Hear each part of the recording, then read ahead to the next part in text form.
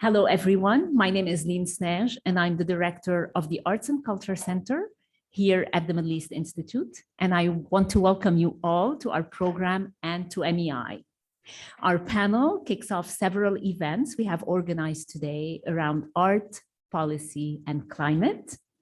This programming comes out of our current exhibition, Perceptible Rhythms, Alternative Temporalities, a compelling show on sustainability and climate in the Middle East that brings together the work of 12 artists from the Middle East and South Asia who are reflecting on the region's histories, social, political, and ecological turmoil. The show is curated by Maya Al-Khalil, who is with us from the UK today. We have waited a long time to have the pleasure to welcome Maya to DC and to MEI. So we are delighted she is with us today. The exhibition is presented with the Abu Dhabi Music and Arts Foundation, ADMAF, whose work seeks to nurture the arts, education, culture, and creativity for the benefit of society and the advancement of Abu Dhabi's cultural vision.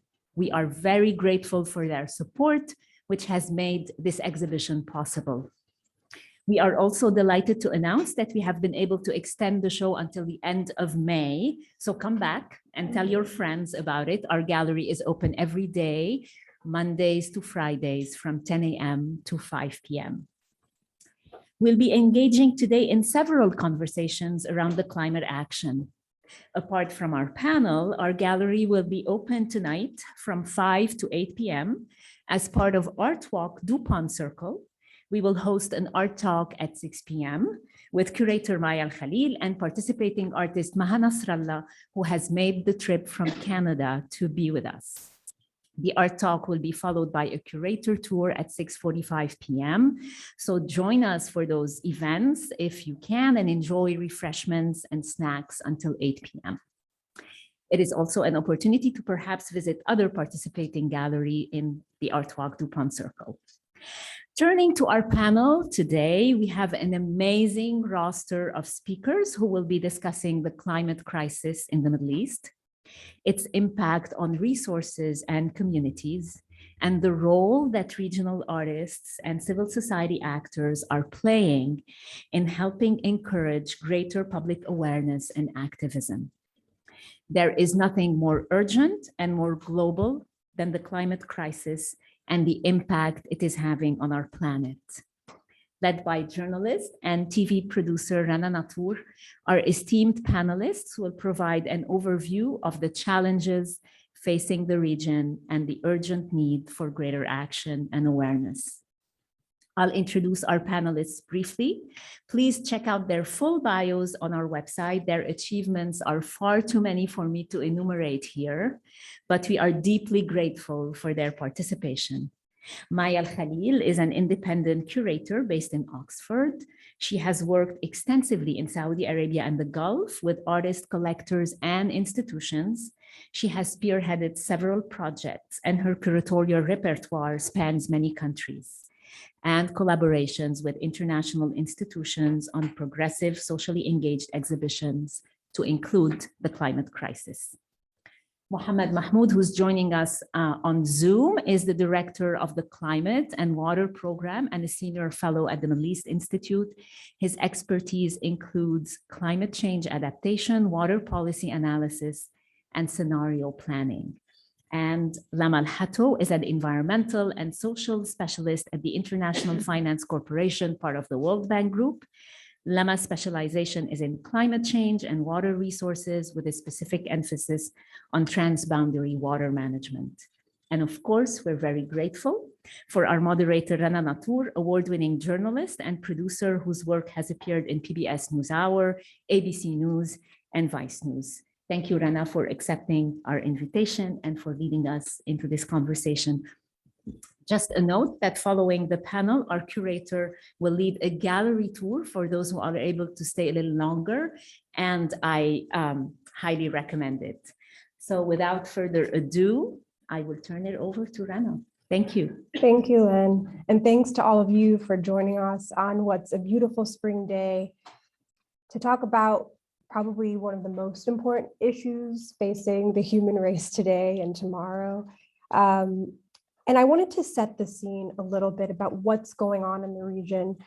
Mohammed, can you tell us the biggest climate change related issues that are impacting the Middle East right now, and the biggest concerns that you have looking out 10, 20, 30 years from now? Yes, of course. Well, first, good morning to you and to all my esteemed panelists. I'm happy to join you, and what a compelling topic, and certainly the intersection with the culture and the arts is a very interesting one. You know, when I think about the Middle East, there are three main areas of concern that I consider in terms of climate change and impacts, and all of them are really derived from one main driver, which is global warming. Global warming, and then how it manifests regionally in the Middle East and North Africa. One which is quite close to my heart in terms of concerns and issues is related to drought, and that is the impact that manifests in terms of less available water supply. And what I mean by that is, with drought, what we're seeing is less natural precipitation overall to sort of combat the natural aridity of the region. And then also when we think of river systems in the region, large river systems like the Nile, like the Tigris Euphrates, and even other smaller ones across the region, they're experiencing less water being generated from the headwaters, from their sources.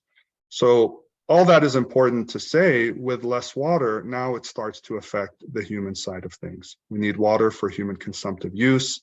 We need water for food production, food security, to support populations to thrive in the region, to sustain populations in the region. So a lack of water resources because of drought is a huge concern. The other one that I think is maybe more immediate in people's eyes in the region, we've seen it really accelerate in the last few years, is impacts related to extreme temperatures. The region itself is naturally prone to be hotter and drier than other parts of the world, but we've seen during the summer season, which is now expanding because of the effects of warming, more extreme temperatures, and that has huge correlations to other issues on the human side, such as public health, higher incidence of heat illness, heat strokes, those types of things, because especially people that tend to be outdoors more, whether because of their work or for other reasons. And then to support human populations, extreme heat or larger periods of extreme heat cause more degradation to infrastructure, things like bridges and roads and buildings. So there's a higher risk of failure, which could be catastrophic by itself, but also compounded because of other factors that could affect infrastructure. The third piece I'll just briefly highlight that I think is relevant in terms of impacts to the region is extreme weather events. And what I mean by that is we think about drought as being something that's sustained and consistent. And for the most part, that's true. But there are also periods where certain parts of the Middle East could get very flush in terms of rain, but not rain that is sort of measured and metered, but coming together at very short periods at an intense rate. So things like intense thunderstorms, we've seen that in the Arabian Peninsula over the last couple of years. A great case, and my colleague Lemo could probably touch on this more with her expertise, a lot of heavy rain events over the Nile, particularly in the Sudan area, causing flooding. And with intense rain, with intense flooding comes issues of damages, fatalities, infrastructure loss. And even if we look at the Arabian Peninsula in terms of different types of extreme weather, not just heavy, intense thunderstorms, but even cyclonic activity, which is sort of the Indian Ocean's equivalent of what we receive in the US as hurricanes, which are cyclones. And those are extremely devastating, in places like Oman or in the southern end of the Arabian Peninsula are extremely prone to the damaging effects of those types of storms or extreme weather. And then On the drier side of potential extreme weather is more dust storms. We've seen that as well over the last year. So, or I should say last year, we've seen it over the Arabian Peninsula, stretching up to places like Iraq, Turkey, Syria. Huge dust storms clogging up the atmosphere, causing also public health issues and potential disruption of services to human populations in cities, as well as destruction to properties in some to physical property in some cases. So to me, I'll just highlight that I think those for the Middle East are three of the biggest impacts of climate change that can affect the region at the surface level, but also manifest into secondary, tertiary impacts in terms of human populations, economy, safety, security, food, that I'm sure we'll probably touch on a little bit later. So I'll leave it at that for now. Thank you. And Lama, even one of these things that Mohammed mentioned sounds very scary, and to be dealing with this on a multi-front level at the same time or as back-to-back events, for any country is overwhelming. Can you tell us how we are seeing this play out, the impact that it's having economically, to public health, to people's individual lives, some examples that you've seen in your work? No, absolutely. And I think that, Mohammed did a beautiful job in sort of setting the scene in the way that climate change is going to be manifesting in the various sectors, whether it be agriculture or water security or otherwise, and we're seeing how that's beginning to manifest on the ground. But I think that one of the things, the longest time, those of us that have been working in the field of climate have been sort of preaching about is that environmental issues are not just succinctly environmental. They're very much economic. They do have economic degradation. They do have serious impacts on our economy. So studies, for instance, coming out from like the World Bank, IMF, and otherwise have actually dictated that many climate impacts could be impacting the GDPs of countries anywhere between 2% to 16%. It's a fairly large amount depending on where you are, and of course your vulnerability or your readiness factor to deal with those kind of climate impacts on the ground. So in the last negotiations, the COP negotiations that happens annually every year, there was a new paradigm that came out called loss and damage. And I won't go into too much in the technicalities here, but loss and damage very simply means that there are, as Mohammed says, there are impacts that are going to be happening that are slow onsetting, but then there are extreme events that are going to be happening that are going to be devastating societies altogether. And in doing so, that devastation is irreversible, which is what we refer to as loss and damage. There are ecosystems that will completely collapse. There are small island states that will be completely flooded. There are entire regions and ecosystems that will no longer exist. Those losses and damages have economic value. So how do we evaluate that, and how do we compensate that to the various countries? And so when we talk about the economics behind climate change, it becomes very tricky and very daunting task, actually, because then how do you begin as someone that is, as a climate financier, for instance, looking out to give out the money to various entities or countries that require the financing for their vulnerabilities? How do you decide who gets the money or who gets priority? Is it a small island state that is going to be completely eradicated, or is it a country like, for instance, Pakistan that happened in 2022 with the devastating floods where over 3 million people were impacted and over, I think it was $2 billion worth of devastation of economic losses. So if you think about that task in of itself, it's a very enormous task and very daunting to be able to decide, well, who do we prioritize? I certainly wouldn't want to be having to deal with that task. But irrespective, when it comes to the economics, it really has taken the forefront recently, particularly since we're now beginning to see that climate change is no longer just an environmental issues that the scientists have been preaching for years and years. In doing so, we're starting to see the way that it's manifesting on the ground. As Mohammed mentioned, there are many examples, but we're beginning to see impacts on public health. So in public health, for instance, the waterborne diseases that we, in many countries in the Middle East, had begun to eradicate completely, like malaria, for instance, are now beginning to resurface and return again to these countries, many infectious diseases. So how do countries like Egypt, like Sudan, like other countries, for instance, that didn't have these problems or had eradicated these problems previously, are now coming back to think, okay, well, what do we need to do to deal with many of these issues? The COVID pandemic, which many people tend to think is often related to many of the the problems related to animal shelters and how they're dealt with is also actually very much related to climate, in that the way that the natural habitats, so COVID is a zoonotic disease. Zoonotic diseases, or animal diseases that are related, are from animals that are no longer available in their natural habitats anymore. The natural habitats are being eradicated due to deforestation, which is of course related to our largest carbon sink, which is of course the forest lands that are being eradicated altogether.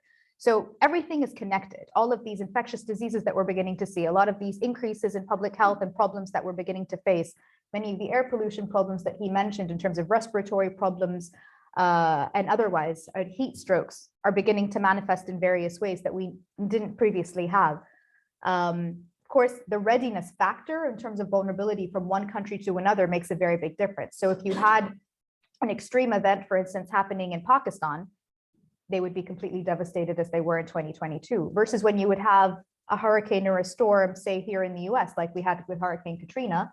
Yes, it would be devastating, but the ability to bounce back again because of that readiness in any infrastructure would be a lot faster. So again, the readiness factor of the countries makes a very big difference in how we manage climate impacts on the ground, and how human populations will be devastated, not just in the interim, in the short term, but for years and years to come after that, which makes a very big difference in how we begin to manage the situation. And is there a desire or a will among the population for their governments to intervene in climate change, to change policy? If you were to talk to people on the ground, from what we know from surveys, how do individuals view this? I think that the narrative has shifted quite a bit. So previously, I would say maybe a decade ago that there's been this prevalence of, yes, the government needs to be responsible, the government needs to take action. I think that has shifted a lot more recently, and I would say that primarily could be due to the fact that people have seen that our governments may not be doing enough in time. And so a lot of these actions, civil society actions, are starting to take place on the ground by individual behaviors, by NGOs, by think tanks, by others, by artists, to be able to sort of pick up the pace and be like, well, you know what, we need to actually do something too. And that's a beautiful space to be in, to see, because number one, the government can't do everything. Even if they were responsible, they can't do everything. The private sector is engaged and is involved in various aspects, but let's be very frank, they're in it for the money. And so the civil society coming in the NGOs and think tanks and individual artists are really picking up the pace and setting the narrative shifting the narrative to say, you know what, we need to do something too. And we need to change that narrative where we take ownership of the climate problem ourselves, because at the end of the day, our governments are beginning to fail us. It's almost too big of a crisis for one institution or one corner of things to take on. Definitely. And Maya, I wanted to talk to you about the way that artists are portraying these realities, because it's easy to feel that this is a storm cloud that's coming, but it's already here. And some of the works in the next room really show that very beautifully. Could you talk about how artists are documenting this moment in time? I think especially in our part of the world, it's the concerns of artists is not only about talking about the climate crisis as a crisis that's happening now, and that is the outcome, or it's a byproduct of years of extraction and talk about coloniality. But maybe to quote E.I. Wiseman in his book in 2015, The Complex Shoreline, he says that the climate crisis is actually is an intrinsic part, is the tellus of the colonial project, which means that it is that for these artists that are dealing with our relationship with the environment, it is very much, it's necessary, it's vital, because it's a way of fighting structures of power, fighting oppression, fighting extraction. So I'm going to be showing a few of the slides, and maybe it will be easier for me to talk about a few examples of artists.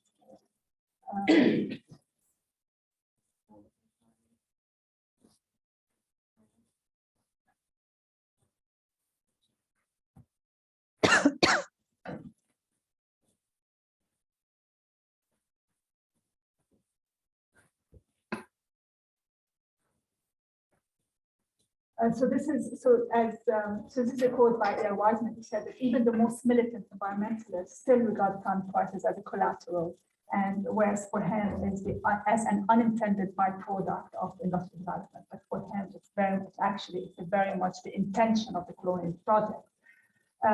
So from this perspective, we start talking about, rather than activism or climate activism, we talk about ecological thought. And ecological thought is really artists repositioning themselves, repositioning their relationship with the environment as it.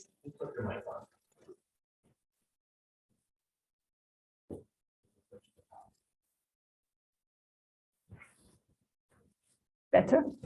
All right. And we're going to start again, right? I think, could you guys hear her okay? We're able to hear. Okay, all right. Okay.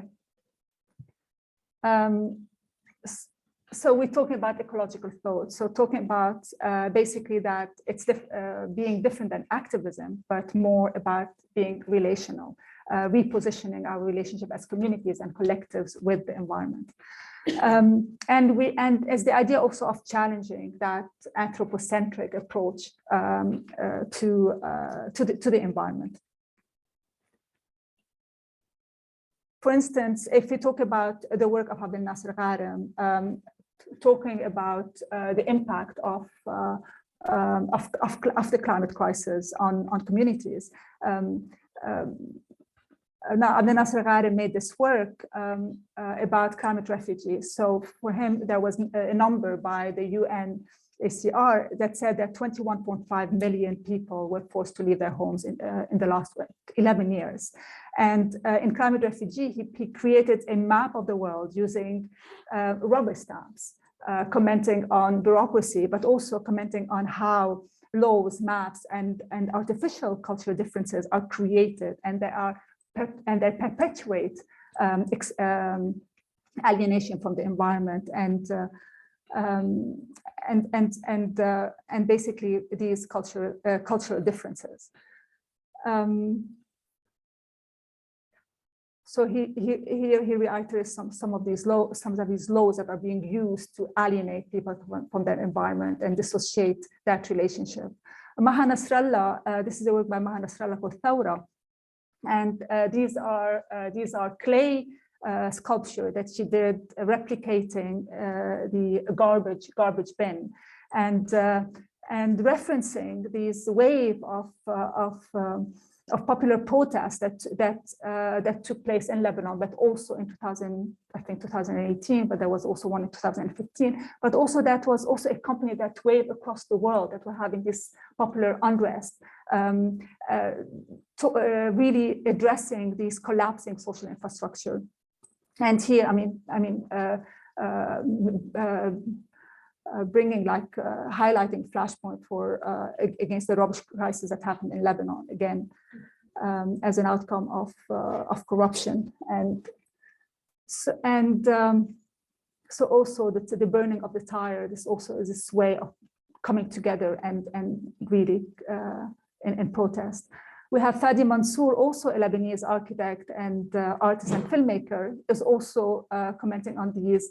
These are in his film Dreamland. He's looking at all the garbage that has been piling up in Lebanon illegally years over years, and then suddenly this garbage is being used to reclaim, to refill land for new projects, new pristine projects. But actually, what's it's doing is that investigating the extent of this impact on the marine biomass.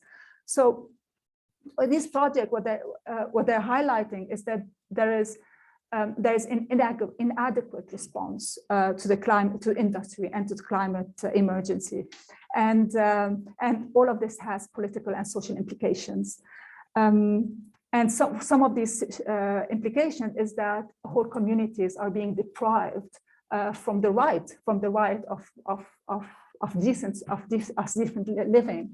For instance, Mohammed Mahdi, he's a photographer from Egypt, and in this project, Moon Mountain, Wadi al-Qamar, he documents a whole community of 60,000 people that had to live under a constant cloud of toxic dust that was emitted by the Alexandria Portland cement factory. A cement factory that was built within their community and expanded further on with no repercussion whatsoever or action from the authorities. We're going to see this also. This work is in the exhibition. Another project that came from exhibition, and then there was dust, that in a very important exhibition that was staged in art center called Depot in Istanbul.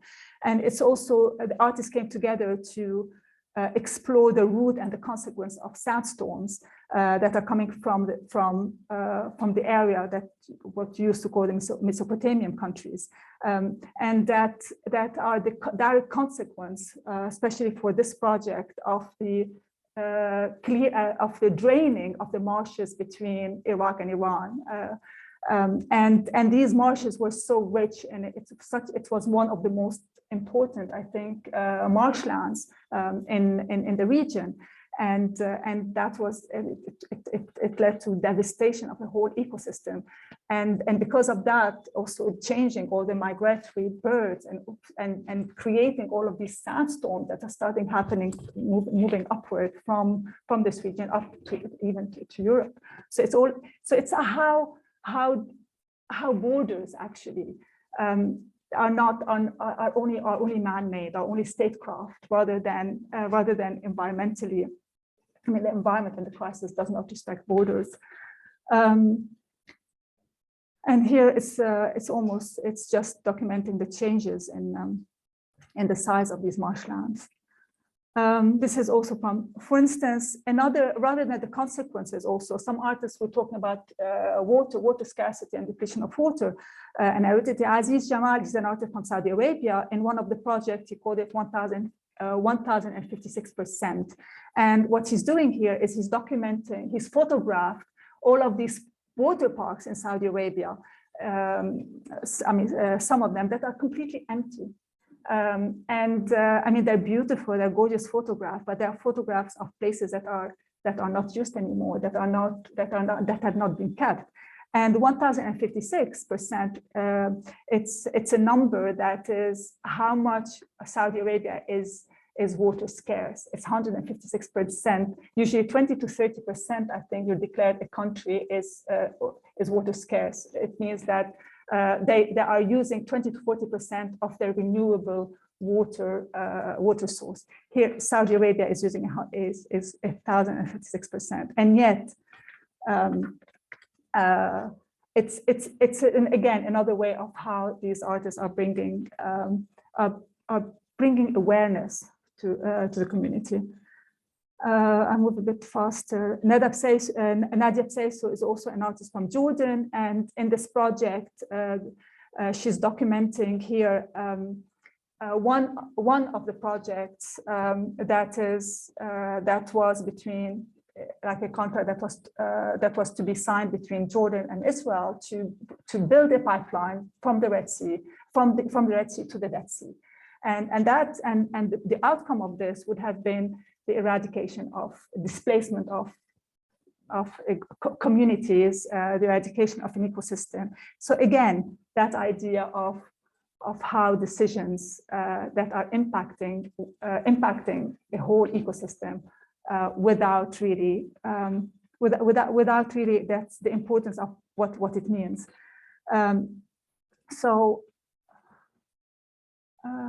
Yeah, this is also another important work is the work of Abbas Aghafan. And Abbas, again, is this area of the marshes that was very lush with fertility, but had been rendered almost uninhabitable because of the draining, because of the disappearing of this flora. And what he uses bronze to build these, almost bronze that is a material that's usually used for armament or to commemorate war and to glorify.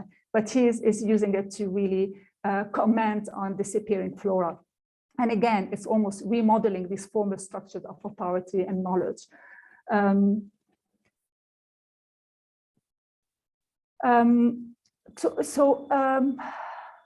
Other projects, also another way of artists that are addressing the climate crisis is also looking at the desert and the idea of what defines aridity and how aridity, the definition of aridity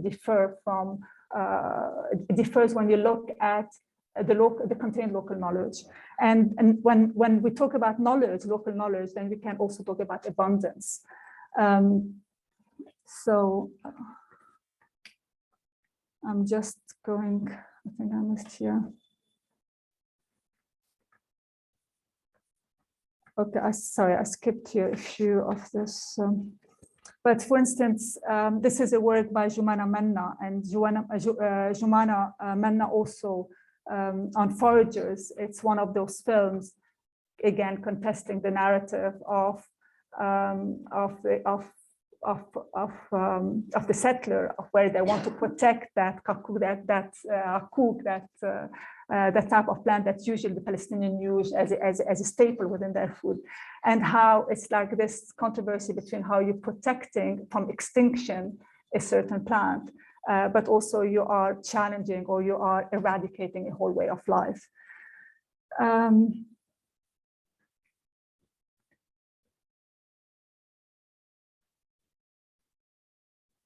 So moving also to the idea again, to the idea of the desert, also and speculative future. It's like, again, artists are addressing preconception about the environment, about what the desert constitutes, but also how the desert can also formulate a vision of the future. And by formulating that vision, it's revising these adopted narratives. I think I'll stop here, and then I'll respond after to. One of the pieces that was really beautiful is the tomato plant that the artist put in resin, and there's a whole tomato that doesn't grow anymore in her village because of land projects, and it's just really interesting. She preserved the real life tomato seeds right in these little resin casings. It's really quite beautiful. Yeah, Sara Abu Abdallah.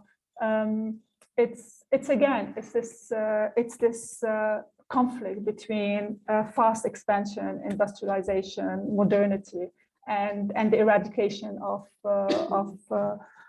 indigenous knowledge. So which is happening all over the world, and primarily also is happening in Saudi Arabia. And I think one of the most frustrating parts of all this, besides the fact that it's happening, is what's being done about it, what's not being done about it, and why. And Lem, I wanted to turn to you. Could you tell us what various governments in the Middle East, how they are dealing with climate change and the environmental issues that it's bringing up and will bring up in the future, to prepare their country for these changes? No, definitely. And I think it varies. Within the Middle East, you also have a very wide variety, from North African countries with particular resistance to GCC and Gulf countries to many of the Levant countries. And I think that the diversity across the Middle East also creates a diversity of capabilities and infrastructure. So for instance, I just recently came back from Morocco. One of the things that they're looking into is they've created an entire ministry for green energy transition, which is quite progressive. And I would say that as of yet, within the Middle East, they're the only country that have actually created this ministry for green energy transition towards net zero, and for sustainable development, which is quite promising. Countries like Egypt have moved, particularly with sort of the momentum of COP27, they've created a lot of movements within the area, within the ministries particularly, so that they can actually have cross-sectoral synergies for climate change in order to be able to work together, since many of the ministries were previously working with silos, whether it be the water, the agriculture, or otherwise. So creating those kind of synergies between the ministries is actually very important, because as we know, climate change is cross-sectoral. Moving on to GCC countries, again, UAE, because it's also hosting the COP this year, is particularly also quite progressive. They have a net zero strategy for climate change and dealing with moving away from fossil fuels and becoming net zero to renewable energies. So they're able to, and because of let's be very honest, the oil, many of the wealth that they've had from oil production are able to and have the capacity to be able to do so. So they're diversifying their economy away from fossil fuels into a green energy transition for net zero. So they're responding again, but they do have the capability, they have the capacity to do so. Similarly, Saudi Arabia right now has been this big announcement where they're conducting this initiative called the Saudi Green Initiative, where they're looking to green much of the desert of Saudi Arabia using water technologies that have previously not been available within the region. So we're talking about desalination technologies, water efficient technologies that have really been piloting moving forward. I think that and then of course you have countries, for instance, like Lebanon, which is currently in a state where obviously there's very, very limited resources. The economy is in a state of collapse. They've got blackouts for most of the day and they only have electricity from the grid for 1 hour a day. So they're very heavily reliant on diesel generators. And because of it, for the first time, Lebanon has the highest levels of air pollution that they've seen in the history of Lebanon. So because of these various capabilities and capacities, you're starting to see that, you know, some countries are able to manage this, and the governments are able to manage this crisis in a more efficient way. Others are not. Others are collapsing, and I think that it paves the way for a very great opportunity to have South-South cooperation between much of the Middle East, between countries that are capable to assist those that are not, and to be able to share that knowledge and technologies, particularly in a way that allows for all the countries to benefit from it appropriately. And Mohammed, I wanted to ask you about the matter of accountability. What happens when these goals run up against power, against money, and what happens when people defy the laws? What kind of accountability do we see there? What are the regulatory bodies or the variety of regulatory bodies that exist in the region? Do they have any teeth? And how is civil society among all this playing a role or not playing a role? Great question. My perspective on that is, I'll tackle the regulatory piece first, is depending on where you are in the region, there are different sort of push and pulls that either prohibit or temper different nations and their respective regulatory bodies to address the climate crisis fully. The most direct way that we can mitigate against climate change, and I think this has popped up in several areas that you all were speaking about earlier, is through reduction of carbon emissions. And the biggest driver of carbon emission, and the reason why, just to connect the dot fully, more carbon emissions, more greenhouse gases in the atmosphere, warm the atmosphere and causes climate change, all these climate change impacts and global warming. So the most direct way is to reduce these carbon emissions, which literally translates to targeting areas that produce these carbon emissions, of which the largest is the energy industry, and within the energy industry, fossil fuel energy. So when we think about how do we directly address climate change from a regulatory sense, from all these different areas, different parts of the region, two of the main things that push against that is one, for countries that are maybe considered large carbon emitters, a lot of their economy is based on fossil fuel energy. They've been able to, achieve sort of their economic status and viability, in some cases thriving, because of their access to fossil fuel and their ability to produce fossil fuel, sell it to other parts of the world, and to be able to support their society. So that causes a little bit of sort of tempering in terms of what those nations may want to do, to sort of fundamentally alter how they exist and how they conduct business and how their economy is based. GCC is, for example, probably the largest, the most prominent example of that. And that's not to say that those nations aren't actually trying to do things to mitigate the climate crisis in other ways, reducing their carbon emissions in ways that may not necessarily fundamentally impact their fossil fuel-based economy.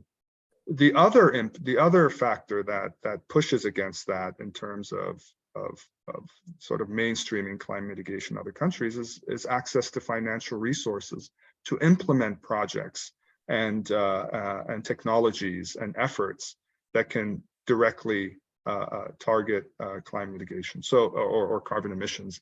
You know, some other countries in the region may not be high carbon emitters, but even their modest sort of energy industry could be severely impacted if if they transition to other forms of energy. But more so than that, do they even have the financial capacity to do so? And a lot of countries face that difficulty in the region for a number of reasons, right? Just we've seen a number of countries are in conflict internally. A number of countries are having economic freefall. So there's other factors that are distracting them from being able to address the climate crisis. Your second piece of your question in terms of civil society and what can be done. My perspective is, to date, when we have, and certainly this is globally, but similarly the case in the Middle East and North Africa, is that efforts focusing on the climate crisis to date have mostly centered on two things. And when we talk about all these big climate negotiations, COP discussions, all these efforts and proclamations and initiatives and visions, they've all focused on two things. From the civil society side is awareness, right? Activism, getting people centered on how dire the situation is when it comes to climate change, and how very soon into the future things could really spiral out of control in terms of being able to get a handle on these impacts. I'll just mention one brief impact that we didn't get to talk about earlier, which is one of those things that if we don't sort of get a handle on, it really could be devastating for life in ways that all these impacts we talked about don't even touch, which is sea level rise. Because of warming of the ocean, expansion of the ocean into coastal areas and inland, putting at risk residential areas where people live, putting at risk agricultural areas where people depend on to grow food, and even industrial capacity. And I don't mean that just in terms of business sense, but think of how reliant the Middle East is on desalination because of its natural aridity and limited access to surface water supplies. Those facilities could very well be submerged in several decades. And the concern with sea level rise is, even if by tomorrow we magically limit all carbon emissions such that it's not driving the slow expansion of sea level rise, because it is a slow moving impact, we won't see a halt to sea level rise for the scale of a century, not decades, centuries, if we magically stop carbon emissions. So to put that in perspective, at the rate we're going in terms of our contributions to climate change, sea level rise could continue unabated for centuries, even if we modestly reduce our emissions. But to go back to your point about civil society, the focus has been on climate activism. And then the other piece that's sort of been the focus is securing climate financing. A lot of these meetings from the civil society side is the focus on awareness, activism. Let's tackle this crisis. Let's get everyone engaged. And then from the politician side, or those that are representing their countries formally in negotiations, a lot of discussion is on financing, right? Lema talked about the Loss and Damage Fund. There's the Climate Adaptation Fund. There's the Green Climate Fund. There's all these funds that are meant to support efforts to tackle climate change. What is not being done, and I think, I feel like we've reached a point compared to a couple of decades ago, people are on board with what's happening. People are on board and aware and engaged mostly with climate change issues. We've moved from the discussion being, is climate change real, to how bad is it, right? And I think that's progress in itself. But I think where we need to pivot is, if we secure all the funding we can, if 100% of the world is engaged, we need to pivot to an area where civil society and others are now focusing on implementation, right? Because we're so worried about the funding, we're so worried about activism, and those are very important, and there's still always going to be a place for that. We need to engage folks that are actually going to put solutions on the ground to address all these different climate impacts, to address how do we mitigate and reduce carbon emissions. And so several ways to do that is more looking at, engaging and incorporating technical folks, engineers, practitioners, but then also to train, going to activism being primarily driven by the youth, train our youth to begin to transition into these types of occupations, to these types of areas of expertise. You can still obviously continue to engage in activism, but we need people that are actually moving into the future, that are going to be hands on the ground, implementing these projects, these solutions, these strategies. And I think that's where we need to start pivoting. Thank you. And I wanted to throw this question to all of you, and then we'll go to questions from the audience. But how do you see a way for policy and art to collaborate or complement each other? Your opinion on that, and any specific examples from anywhere in the region that you saw as a good example, a bad example. Maya, I'll start with you. With the collaboration is very tight. For instance, there are the institutions in our part of the world are already engaged with programs that are bringing art and not only artists, but also artists, policymakers, writers, critical thinkers, to open these discussions around the impact of the climate crisis. But again, from a point of view of revisiting how knowledge is produced and how knowledge is understood and how knowledge is, and go back at histories of linking it to local, to what's specific.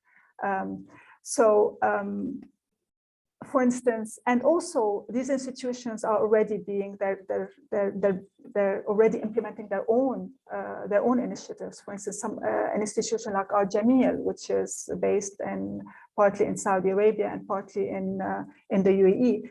They were the first art institution to implement a carbon audit, for instance, and to monitor their water consumption. Another institution, Warehouse 41 in Abu Dhabi, for instance, put a limit as how many the exhibitions that they put together, that a maximum of 50% would be shipped in, for instance, and that include the arts. Another institution, Ashkal Alwan, for instance, also in Beirut, they've always have these programs of where they bring artists and cultural workers in conversations. So, can artists affect policy? I mean, for whether they operate in our part of the world where maybe there isn't these are not maybe direct liberal societies where they can implement policymakers, but then does Extinction Rebellion is it influencing policies abroad? Do we have what's the other one? It's Liberate Tate, also, that when also this group that basically has been lobbying so that Tate would disengage from the finance, from BP being financing its operation. I mean, they did succeed. So some of these movements are succeeding, but others are also building awareness, or building that they're forcing this conversation to take place, and that's very important. And Mother, do you see a collaboration that is powerful, or an example of one? Yeah, definitely. I mean, I think that for the longest time as scientists, one of the interfaces that we've always struggled with is communicating the science appropriately to policymakers. That's always been an interface that we've struggled with, to sort of simplify, if you will, the knowledge or the science to policymakers. But there's this other interface, which is also making the science accessible to artists and to the world and to regular people, consumers out there. And that's also another interface I think that we need to be cognizant of to raise the awareness in that space. I think art has a very big role in society in raising that awareness and making it a lot more accessible to the people. And there's some beautiful examples about there. I mean, even if you think not just art in terms of like, but even in terms of like filmmaking, for instance, many of those are more, like Hollywood movies, Inconvenient Truth, if you think of that, or if you think about what was it called? The other side of Stordom, the next day of tomorrow, something like that. The one was also about a storm. There's the more recent one that came out on Netflix, Don't Look Up. Yeah. A lot of these are facing the climate crisis in ways that could be comical, could be humorous, could be alarming, but are raising awareness on the issues more in hand. Even recently here in DC, we had, last month, we had the DC Environmental Film Festival, which brought together the global filmmakers from around the world with small documentaries on environmental devastation and catastrophes happening globally. But we had at least, I think it was 6 or 7 Arab filmmaker artists that were also portraying what was happening on the ground in much of the Arab world. And for someone like me who's been working in the space for over 20 years, many of the incidences that I saw in many of these films, I didn't even know about. So it's also raising awareness to a level that I think is very, very interesting and very fascinating. So filmmaking, art in general, has a huge role to play. And there are numerous examples and success stories that we can really capitalize on. And Mohammed, I wanted to turn to you. Do you see any examples that you found really powerful? Something that you thought even didn't work? Yeah. In fact, Lema stole my thunder a little bit because she Sorry, Mohammed. we do this very often, but she mentioned something that I actually wanted to kind of dive a little bit deeper on, which is, when you think of art, right? One of the main messages from art, and many of its form, whether it's static art or filmmaking or interpretive or all forms of art, I think really rely on one thing, which is the power of a visual, right? And a power, say a picture is worth 1,000 words. And to me, the power of the visual is so critical in terms of connecting to the climate crisis and the climate issue, and certainly in the Middle East, such as the exhibit that is in MEI, that's being hosted at MEI right now. But she did mention a film that I actually wanted to talk a little bit more, which was The Inconvenient Truth. And not to kind of date ourselves, that movie came out almost 20 years ago, 2006, where former Vice President Al Gore talked about sort of the climate crisis and where it's going. And to me, up until that point, folks have been advocating climate change issues prominently since the 70s. There's been scientists, and to Lema's point, there's always been an issue of communication, right? Data, information, it's sort of very inaccessible to the public. Scientists or technical people are mostly not good communicators when it comes to how do you connect to a broad audience. So up until that point, the climate sort of crisis was behind the scenes, and interest on this certainly is nowhere near what it was today. But the thing about that movie that resonates with me, watching it when I was much younger, was that one woman in the movie, if those of you haven't seen it, I'm sure it's probably on YouTube at this point. There was the moment where Al Gore shows the graph of historical carbon emissions. And it shows at the very end where it spikes up. It says, this is where we are today. And even at that point in 2006, data is probably from 2005. And then he goes and says, this is how bad it can look. And I don't know if those of you have seen it. He walks over to this escalator machine. It's a big screen where he has this graph, and goes all the way up, escalates all the way up, hits the button, and it shows in 50 years the even more alarming spike or jump of carbon emissions and what it means. And for a lot of people, that visual resonated, my generation and folks. And to me, that was a turning point of people's awareness of the climate crisis and where it was headed. And what was to come. Certainly in recent years, we've become more fluent and versed in the information and gotten better information and data. But I say this to say the power of the visual. Up until that point, to me, that was a turning point in how we communicated about climate change. I think started to capture the attention of a generation on this issue. And to me, that's a form of art, right? It's a graph, maybe it's database, but it's a way where we can visualize things that are more accessible. And if we fast forward to where we are today, there are much more nuanced examples of art communicating, whether through filmmaking, some of the films Lema mentioned, through art exhibits, through interpretive stories, people talking about how climate change is personal to them, whether escaping as climate refugees, or how it's affected their farms and their livelihoods, and generations of families that have subsisted over a particular land or particular water resource that is now gone. The messaging has gotten more powerful. And so to me, I think we've reached a place where we can be and are more sophisticated in terms of the messaging when it comes to the climate crisis.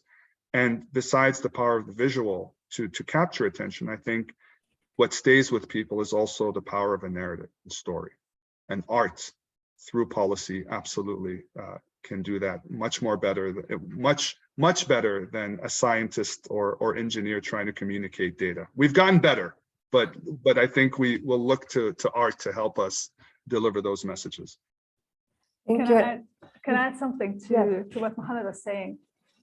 I think you mentioned something quite important, is that when this movie came out, and actually there was a shock element into that. There was a novelty.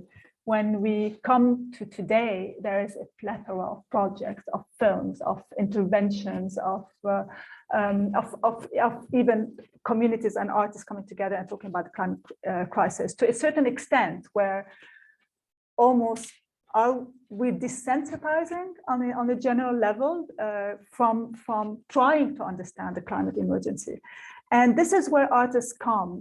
Besides, first of all, artists are now digging much deeper than the impact of the visual. So a lot of these now initiatives are heavily research-based, and they are interdisciplinary, as artists are coming together with scientists, with researchers, with sociologists, I mean, across to bring to even set some academies, I mean, around it, whether around grains or about eradication of ecosystems, or about food, the politics of food. Also, what we put on our plate. I mean, there was an exhibition that was extremely important that Haj Jamil opened up their space in Jeddah, and where they talked about all of the migration, workforce, coloniality through the food, politics of food.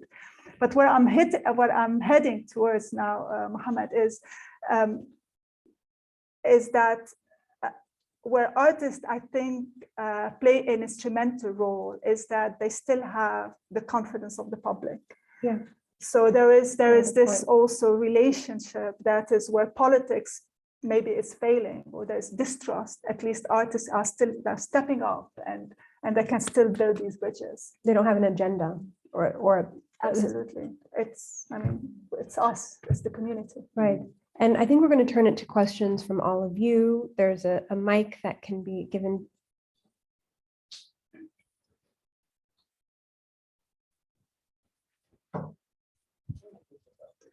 Christopher Owais, American Foreign Policy Council. Thank you very much for this great opportunity, great panel. And it's good to see you shed lights on such an important issue that tends to be overlooked in the Middle East.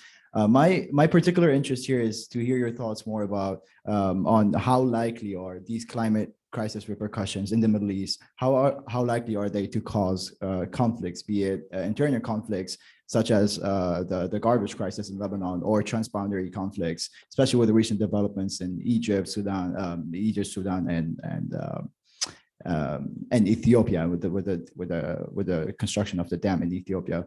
I'm interested to hear you more about your thoughts on this, and what are the chances that countries or internal conflicts might arise because the repercussions of climate crisis. Thank you. Question. Lama Mohammed, do any of you want to take that, or you can bite We off can the both. first? Yeah. I can start off if you like. We actually discussed something very similar in a panel we had. Mohammed and I both earlier this month, actually. And I think in this specific case, in this specific instance, the rhetoric around conflict of environmental resources specifically has been very sensationalized by media. It's not that it doesn't happen, it does, but it has been very sensationalized in this aspect. So if we take on particularly water, where this rhetoric and narrative around water wars, the next water wars of the world are going to be in the Middle East, on the Nile River Basin, on the Jordan River Basin, and otherwise, the data and the empirics actually have proven that we have actually never gone to conflict or to war over a transboundary resource. The data has actually been very abundantly evident. So we as humanity are more likely to move towards conflict, towards cooperation than we are towards conflict, which is very positive. That being said, that is on a transboundary level, on an international level. On a domestic level, that's not necessarily the case. So internally, if we talk about conflict, there have been cases where we've had intra-level conflicts within states. So for instance, in Darfur, for instance, the example of Darfur was intrastate conflict between villages, between each other for water resources, for conflict during the droughts that happened. Similarly, in Iraq, there have been cases of intrastate conflict as well because of it. So we do know that conflict does exist and does get exacerbated on an internal domestic level. It hasn't yet, and so the argument or the theory is, well, could it then be upscaled to escalate towards on a more regional or even transboundary level? And theoretically it could, but the empirics and the science and the data have shown that it hasn't, which is positive. Mohammed, I think you probably would want to add to that. I mean, you hit the main point, right? It's the driver of conflict when it comes to climate change affecting other resources like water is mostly small scale driven than transboundary, right? Historically, small tribes have fought against each other for water resources, but in the modern, certainly we think of the modern era in terms of nations and transboundary nations to mobilize into formal war because of water resources has not been the case. And so I think of climate change being sort of maybe a potential overlay or amplifier of conflict, but not necessarily the driver of in and of itself for the points that Lema just raised. So it can make existing things worse. So when we think of the refugee crisis in the region, migration issues, for most people, the driver is for different reasons, whether it's to pursue better economic situations, literal war and conflict. Climate change impacts are just another reason. It's not the primary reason. We think of, for example, the flooding situation in Pakistan, and people are fleeing for multiple reasons, of which climate change is an overlay, and they may not necessarily recognize it, but it's interconnected to these other reasons of why people escape these issues. And the same thing with conflict. It's not the driver, but it sort of overlays over all that. Any other questions? You're right, I have heard a lot about water wars, but it's a bit blown up. That's interesting. Yeah, my name is Mafti. I'm an investor in the environment field in the US and also in the Middle East. I have a comment to make about water challenges, which is the most aggressive tool we have out of the climate change, and also about the energy management. For example, in GCC countries, which is the biggest oil producer in the area, but also they have an advantage never been used, which is the extreme heat in summertime, also around the year. We did not see a lot of usage of steam generators for electric, using the third generation of solar heat collector, not solar electric. And also they still using the CFC operated air conditioning system, which a country have 120 degrees Fahrenheit or 45 to 50 degrees Celsius, and summertime could be using efficiently chiller operated by steam or water, or I mean superheated steam up to 120 degrees, which is achievable in most GCC countries. Talking about the contamination in the air, the CO and CO2, and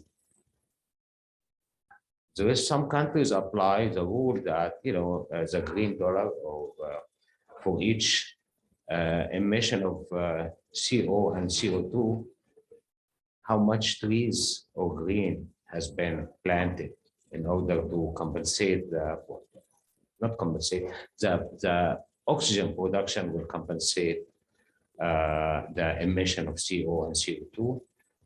And I would like to hear from Mr. Mohammed too about what is the current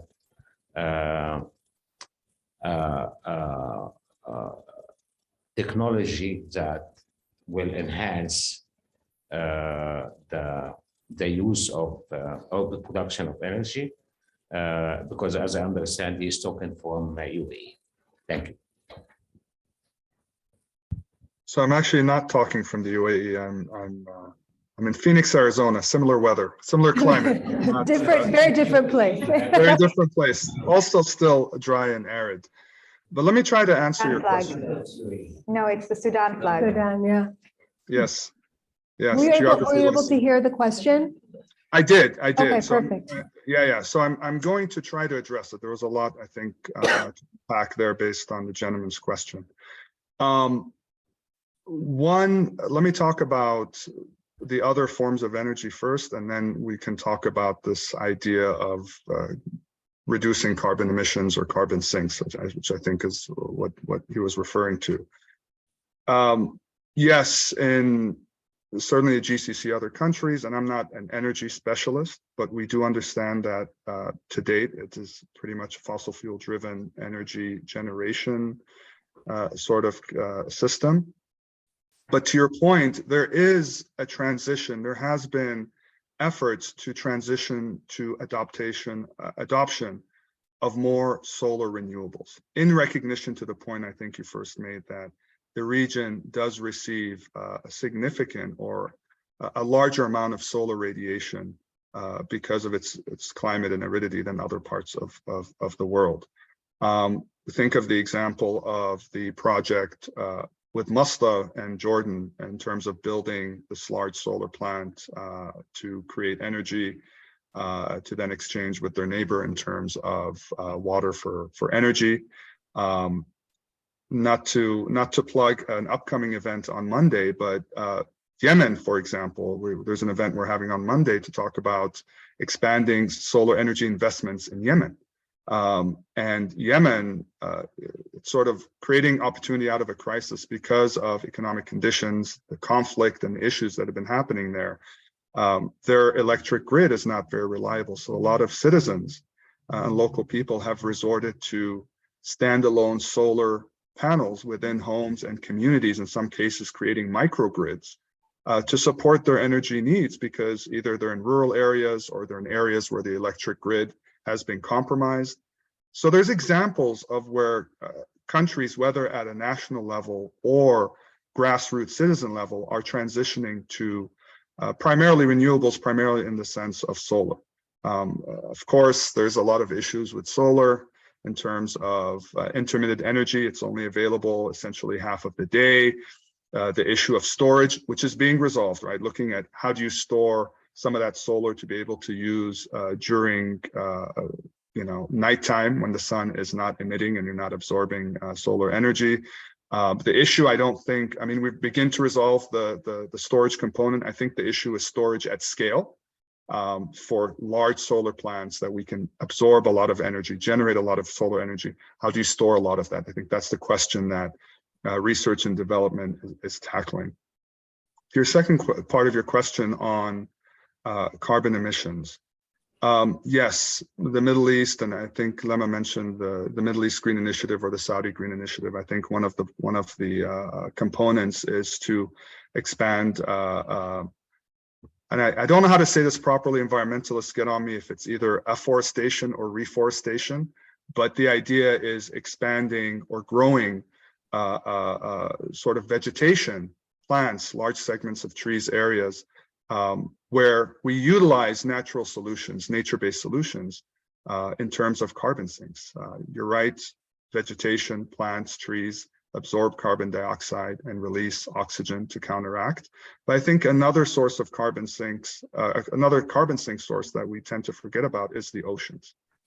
They tend to absorb some of the carbon emissions, some of the carbon emitted, and help to mitigate against that. There's other issues because of climate change, the warming of the waters and growth of things like algae, limiting or impacting the ocean's ability to optimally and fully act as a carbon sink. And there's other things that can be done to mitigate against that.